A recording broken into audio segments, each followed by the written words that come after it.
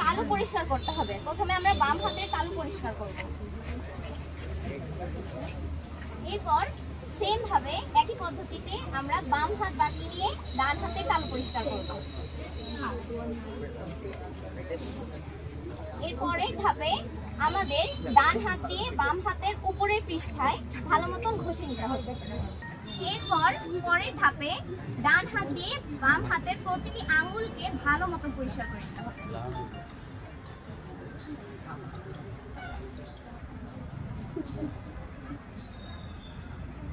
একই নিয়মে এবার বাম হাত দিয়ে ডান হাতের প্রতিটি আঙ্গুল ভালো মতন পরিষ্কার করে নিতে হবে।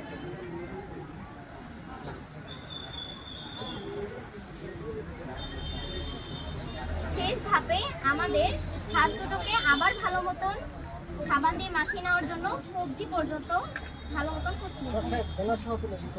ঘষার পরে এবার আমরা নিরাপদ পানি দিয়ে আবার হাত ধুয়ে নেব।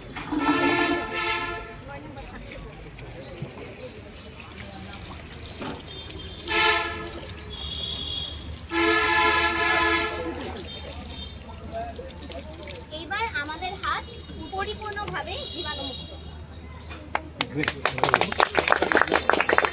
দিয়ে আমরা এটা মুছে